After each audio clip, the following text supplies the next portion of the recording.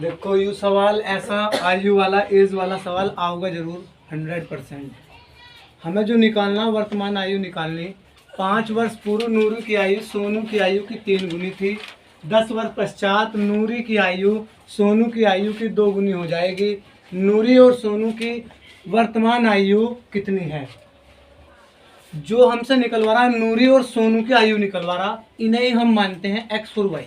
जो वर्तमान आयु निकलवा रहा, तो जब हम निकल लेंगे उन्हें ही मानते हैं जिसकी निकलवा रहा। उसके अनुसार माना नूरी की आयु और सोनू की आयु क्रमशः एक्स और वाई है। एक्स और वाई, एक को हमने एक्स मान लिया, नूरी की आयु हम एक्स मान देंगे और सोनू की आयु हम वाई मान देंगे। अब वो कह रहा 5 वर्ष पूर्व नूरी की आयु। 5 वर्ष पूर्व, पूर्व का मतलब होता है पहले, और पहले के लिए लगता है माइनस का चिन्ह, तो उसी के अनुसार यहाँ लिखेंगे 5 वर्ष पूर्व। 5 वर्ष पूर्व नूरी की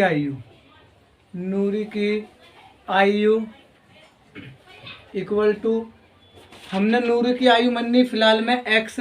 5 वर्ष पहले की बात कर रहा, पूर्व का मतलब पहले, पहले के लिए लगता है माइनस का चिन्ह।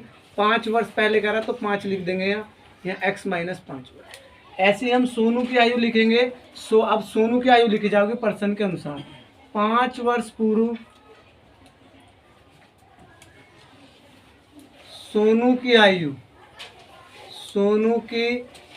आयु वो हमारे पास में हो जाओगी y माइनस 5 वर्ष, क्योंकि वर्तमान हमने y मानी, पूर्व कह रहा माइनस 5 वर्ष पहले कही तो 5 रख दिया हमने 5 वर्ष। अब जो उससे कह रहा, इतना सवाल, इतनी कंडीशन हमने करी। 5 वर्ष पूर्व नूरी और सोनू की आयु हमने कर ली, 5 वर्ष पहले की हमने लिख दी कि 3 गुनी है। सोनू की आयु की 3 गुनी है, इसकी 3 गुनी बताई, सोनू की 3 गुनी बताई इसकी आयु। तो हम क्या करते हैं, यहाँ लिखते हैं पर्सन अनुसार या प्रथम स्थिति।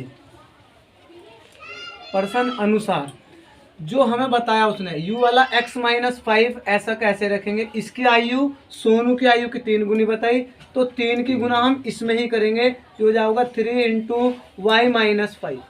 यो x माइनस 5 ऐसे ही रहेगा, 3 की गुना y में करोगे यो आओगा 3y, इसकी गुना 5 में करोगे 3 पंजे 15।